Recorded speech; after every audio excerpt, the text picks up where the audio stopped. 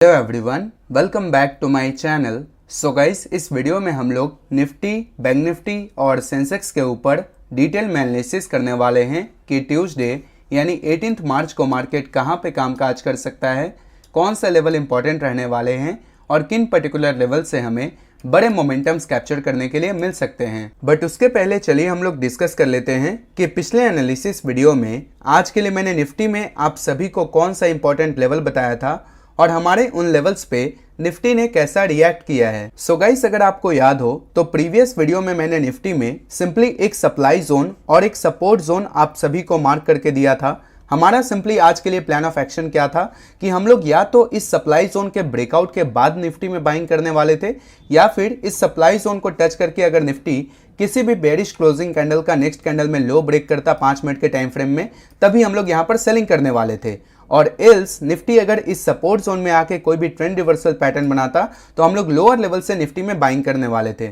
सो इधर सिनेरियो में अगर आप देखिएगा, ना तो निफ्टी ने आज के दिन अपने इस सप्लाई जोन का ब्रेकआउट किया, ना ही इसको टच किया, जिसके कारण निफ्टी में हमारा आज के दिन किसी भी साइड कोई भी एंट्री ट्रिगर नहीं हुआ। एंड एक इंटरेस्टिंग पॉइंट अगर आप नोटिस कीजिएगा तो आज के दिन ओवरऑल मार्केट का जो मेजर मूव था वो फर्स्ट 15 मिनट्स में ही आया। उसके बाद मार्केट कंटिन्यूअसली एक sideways to volatile trading session में यहां पर क्लोजिंग किया है। सो बेसिकली आप में से जितने भी ट्रेडर्स प्रॉपर सपोर्ट और रेजिस्टेंस पे बाइंग सेलिंग करना पसंद करते हैं, उनके लिए मार्केट के फर्स्ट कैंडल मूव को आज के दिन कैप्चर कर पाना नेक्स्ट टू इम्पॉसिबल था। एंड पर्सनली मैंने भी इस पर्टिकुलर मूव को कैप्चर नहीं किया था।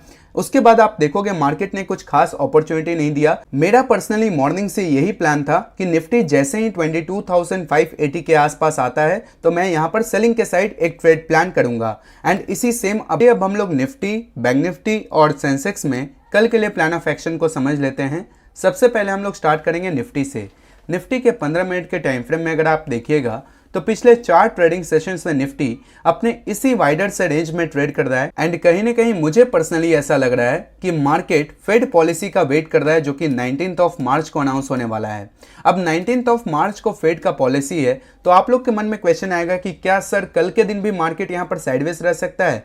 बट ऐसा नहीं है, क्योंकि मार्केट में जो भी न्यूज आने वाला रहता है आपको देखने के लिए मिलता होगा कि मार्केट न्यूज के एक दिन पहले ही ऑलरेडी रिएक्ट कर देता है। अगर मार्केट में पॉजिटिव न्यूज हो तो मार्केट ऊपर के साइड एक ही दिन पहले यहां पर मूव कर जाता है, और अगर कुछ नेगेटिव न्यूज आता है तो एक दिन पहले ही मार्केट गिर जाता है और न्यूज वाले दिन ठीक उसके अपोजिट डायरेक्शन में मूव आएगा या फिर market sideways to volatile move करता है।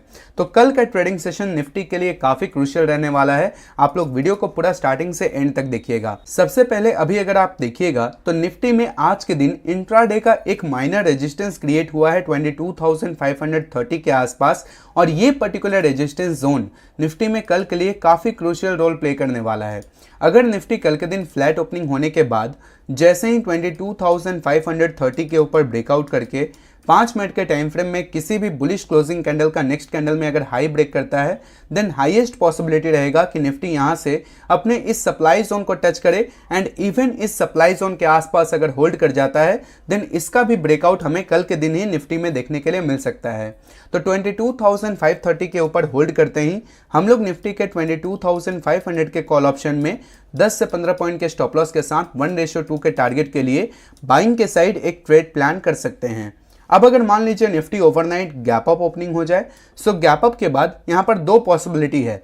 अगर ये गैप अप निफ्टी अपने सप्लाई जोन से रेजिस्टेंस फेस करता है, देन दोबारा निफ्टी में हम लोग वेट करेंगे एक पुलबैक का, और पुलबैक के बाद आज के क्लोजिंग प्राइस के आसपास यानी 22,530 से लेकर 22,500 के बीच में निफ्टी में अगर 15 मिनट के टाइम फ्रेम में किसी भी पॉजिटिव क्लोजिंग कैंडल का नेक्स्ट कैंडल में हाई ब्रेक हो, या फिर स्मॉलर टाइम फ्रेम जैसे 1 या 5 मिनट के टाइम फ्रेम में कोई भी ट्रेंड रिवर्सल पैटर्न का फॉर्मेशन जैसे inverse head and shoulder, double bottom या फिर किसी भी ब्रेकआउट के एंगल को दिखाए, देन यहीं से हम लोग दोबारा निफ्टी में बाइंग के साइड ट्रेड प्लान कर सकते हैं। और एल्स अगर निफ्टी एक गैप अप सस्टेन करके 22,620 के ऊपर ब्रेकआउट करे, सो ब्रेकआउट के बाद यहां पर भी पॉजिटिव कैंडल के कंफर्मेशन को देखते हुए हम लोग निफ्टी में हायर लेवल से भी बाइंग के साइड एक ट्रेड प्लान कर सकते हैं। नाउ लेट्स अज्यूम निफ्टी अगर कल के दिन गैप डाउन ओपनिंग होता है, सो गैप डाउन के बाद मैं जैसा कि प्रीवियस 2 एनालिसिस वीडियो से बताता आ रहा हूं कि निफ्टी में मैं अग्रेसिव सेलिंग तब तक नहीं करूंगा जब तक निफ्टी 22,300 के ऊपर ट्रेड कर रहा है। 22,300 के नीचे ब्रेकडाउन के बाद ही मैं निफ्टी में अग्रेसिवली कोई भी डाउन साइड की तरफ ट्रेड प्लान करने वाला हूं।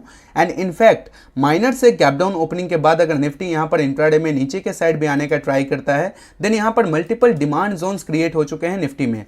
पहला डिमांड जोन आपका 22,400 से लेकर 22,370 के बीच में है एंड इसके नीचे भी 22,340 से लेकर 22,320 के आसपास यहां पर डिमांड एरिया है।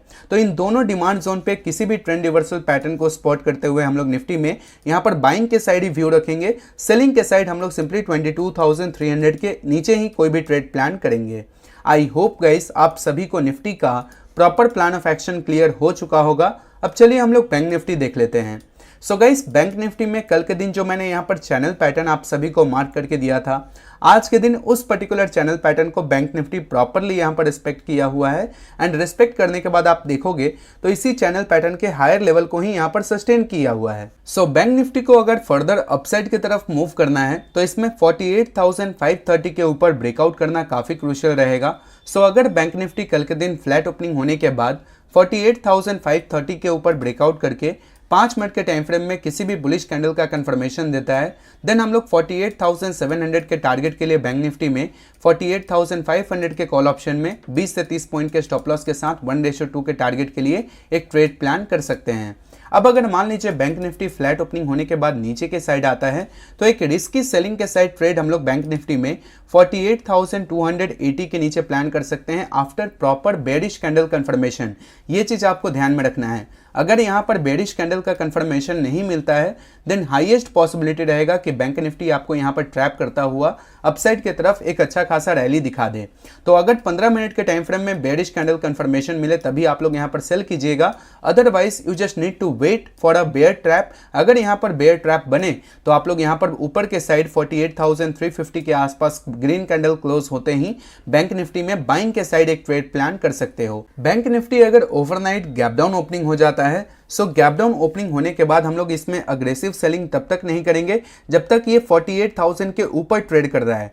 48,000 के नीचे ब्रेकडाउन के बाद प्रॉपर कैंडल कंफर्मेशन मिलते ही हम लोग बैंक निफ्टी में सेल करेंगे 47,830 के टारगेट के लिए। अदरवाइज यहाँ पर ये जो पर्टिकुलर सपोर्टिंग ट्रेंड लाइन आपको दिख रहा है, इस सपोर्टिंग ट्रेंड लाइन के ब्रेकडाउन के बाद भी बैंक निफ्टी सेलर्स को यहाँ पर ट्रैप करता हुआ एक अच्छा खासा अपसाइड की तरफ रैली दिखा सकता है।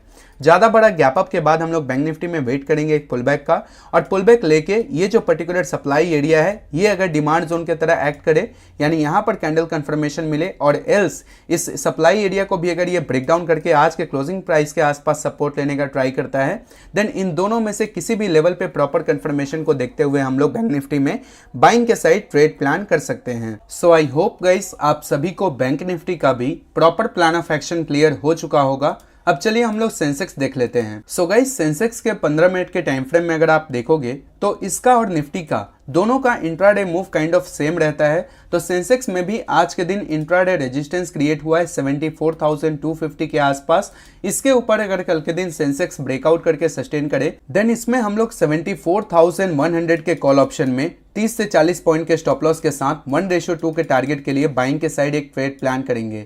और कल के दिन सेंसेक्स का एक्सपायरी भी है तो इसके ऊपर आपको एक हीरो जीरो ट्रेड का भी अपॉर्चुनिटी मिल सकता है। बेस्ट ट्रेड हमें सेंसेक्स में 74,430 के ऊपर ब्रेकआउट के बाद सस्टेन करते ही मिलेगा, क्योंकि इसके ऊपर अगर ब्रेकआउट करता है तो सेंसेक्स का डायरेक्ट टारगेट हमें 74,680 के आसपास नजर आ सकता है। इसका एक परफेक्ट डीप बाइंग जोन निकल के आ रहा है 73,770 से लेके 73,850 के बीच में।